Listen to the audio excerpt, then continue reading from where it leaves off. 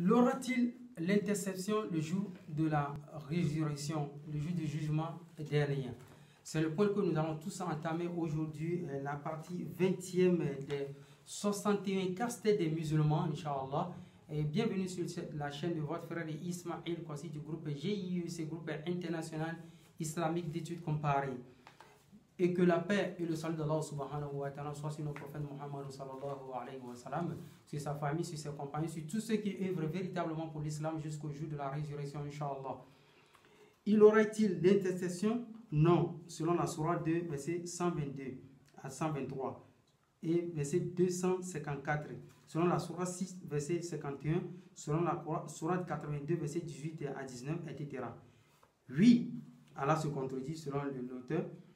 Selon la sourate 20, verset 109, et selon la sourate 34, verset 23, et selon la sourate 43, verset 86, et la sourate 53, verset 26, etc. Que croit finalement? Donc du coup, dans cette étude, l'auteur des 61 castes des musulmans, il comprend une position d'Allah subhanahu wa ta'ala irrégulière. Du coup, un autre côté, Allah subhanahu wa ta'ala dit oui, il aura l'intercession. L'autre côté dit il n'aura pas l'intercession. Tout d'abord, pourquoi il aura l'intercession ou pourquoi il n'aura-t-il pas l'intercession? Allah ne se contredit pas. Nous l'avons dit dans la sourate 4, verset 82, qu'Allah subhanahu wa ta'ala dit Afala yatadabbaruna Qur'an wa law kana min indi ghayri Allahi la wajadu fihi ikhtilafan kathira. Que ceux qui ne méditent donc pas sur le Coran, que si le Coran venait d'un autre Dieu ou bien des dieux, il y aurait beaucoup de contradictions. Allah subhanahu wa ta'ala ne se contredit pas. Nous allons rentrer dans la sourate 20, verset 109 pour d'abord rentrer dans le vif du sujet. Allah subhanahu wa ta'ala dit Bismillahirrahmanirrahim. Ce jour-là, l'intercession ne profitera qu'à celui auquel le tout miséricordieux aura donné sa permission et dont il agréera la parole.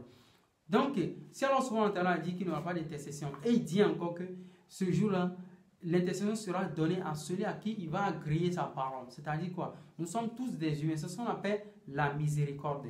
Raison pour laquelle tout le Coran, quand Allah subhanahu wa ta'ala, les sourates, Allah dit toujours Bismillahirrahmanirrahim, au nom de Dieu, le clément, le miséricordieux, le tout miséricordieux.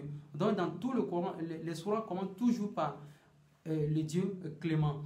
C'est ce que les frères chrétiens ont oublié. Aujourd'hui, ils nous prêchent un Dieu clément. Or, nulle part on ne trouve cela dans leur doctrine. On trouve plutôt des enseignements touffus qui sont dissipés dans la Bible. Dans Luc 6, 36, où Jésus-Christ il dit « Soyez miséricordieux comme votre Père qui est au ciel ». Dans Osée 9, 13, Jésus-Christ va apprendre maintenant aux Juifs encore d'aller apprendre ce que signifie la miséricorde. Et là, il se réfère à Osée 6, 6 depuis le temps. Et il reviendra toujours dans Matthieu 23, 23 en enseignant toujours la miséricorde aux Juifs.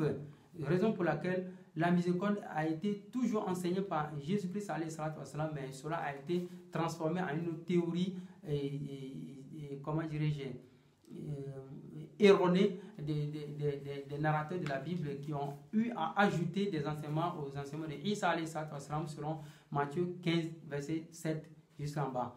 Donc, je vous donne par exemple l'autre verset dans la sourate 43, verset 86, qu'est-ce que souvent il dit?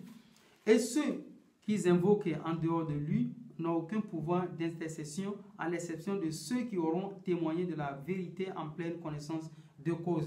Ici, il est question de ceux qui auront témoigné de la vérité en pleine cause, c'est eux qui pourront avoir accès à l'intercession. Nous, les musulmans aujourd'hui, Inch'Allah ta'ala, puisque nous avons témoigné que Allah subhanahu wa ta'ala a envoyé le prophète Muhammad sallallahu alayhi wa sallam comme le sceau des prophètes selon la sourate 33, verset 40.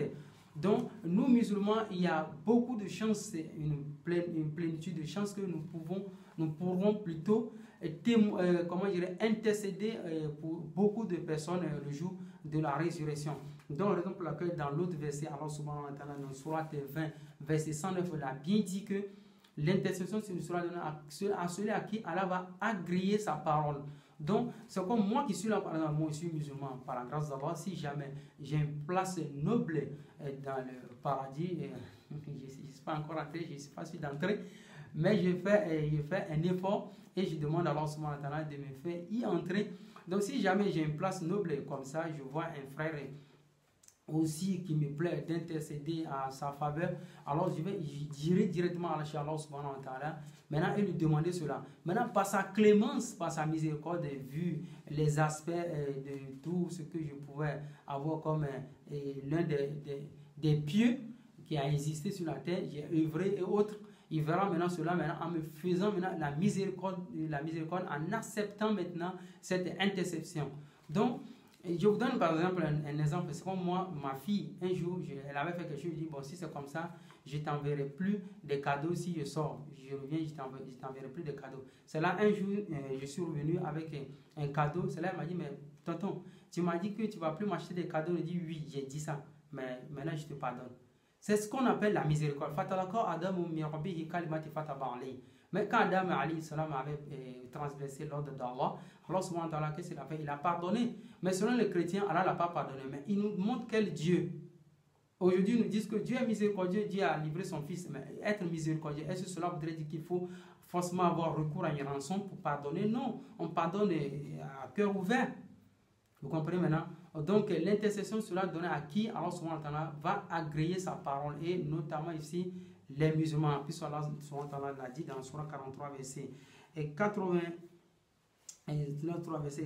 Surah 3 verset 43 plutôt 86. Allah subhanahu wa ta'ala lui-même l'a bien marqué ici que l'intercession sera donnée à ceux qui ont témoigné, Inch'Allah, qui ont accepté sa parole. Donc voilà comment il faut comprendre le Coran. Et Allah subhanahu wa ta'ala, il est très miséricordieux.